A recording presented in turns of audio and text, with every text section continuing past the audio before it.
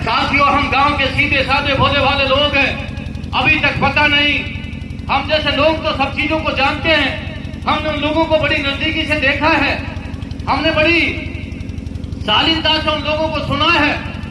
आपका बहुत बड़ा षड्यंत्र हो रहा है, और वो षड्यंत्र क्या हो रहा है साथियों, मैं एक छोटा सा व्याख्या करके अपनी बात को खत्म करूंगा, क्योंकि काफी देर से आप लोग बैठे हैं कि जिस तरीका से मुझे तमाम नौजवान और माता बहनें बैठी हैं, नौजवान साथी हैं, आप ध्यान से सुन लो। देश तो आजाद 75 साल पहले हुआ था, पर दूसरी आजादी की लड़ाई अब शुरू हुई है। दूसरी आजादी की लड़ाई अब जाके शुरू हुई है, जो संविधान पे खतरा मंडरा रहा है। तमाम एजेंसियों, आप सेंट्रल गवर्नमेंट में मैं बताना चाहता हूं, भारत सरकार के अंदर तकरीबन 150 के आसपास लैटरल एंट्री के तहत जो डायरेक्ट बैक दरवाजे से तकरीबन 130-135 लोगों को आईएएस का दर्जा दे दिया आरएसएस के लोगों को। जो यूपीएससी का पेपर होता है, ये डॉक्टर होता, मास्टर होता, कोई हो, कितनी मेहनत से आप लोग पेपर देते हो, रात दिन मेहनत करते हो, अपनी मेहनत के पसीना का कमाई का पैसा अपने बच्चों को कोचिंग के अंदर लगाते हैं, तब जाकर 100 में से 10 बच्चों का नाम कहीं ना कहीं सेलेक्ट होता है, 90 फेल हो जाते हैं।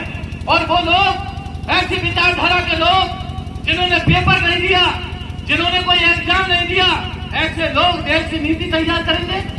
ऐसी विचारधारा के लोग जो आपके बगैर पेपर की आईएएस बन गए, बैक दरवाजे से उनको जॉइंट सेक्रेटरी और सेक्रेटरी का दर्जा दे दिया, ये बहुत बड़ा कुठाराघात है।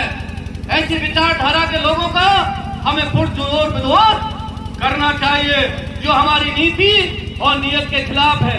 इस देश के अंदर 2 लोग बाबा साहब भीमराव अम्बेडकर के खिलाफ थे, 2 संस्थाएं बाबा साहब भीमराव अम्बेडकर के खिलाफ थी।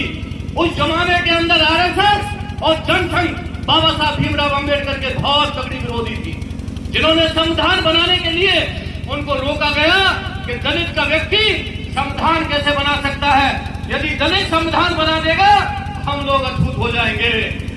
साथियों, मुझे ज्यादा ज्ञान नहीं है, इस हिंदू धर्म के अंदर 4 वर्ण है, 4 वर्ण है, ब्राह्मण, वैश्य, क्षत्रिय और शूद्र, 4 वर्ण है। जाति नहीं बनी थी, जाति कर्म के आधार पर थी। 4 वर्ण, ब्राह्मण में ब्राह्मण आ गए, वैश्य में वैश्य आ गए, क्षत्रियों में क्षत्रिय आ गए, और बाकी हम सब मोहन भाई शूद्रों में गिनती हो गई।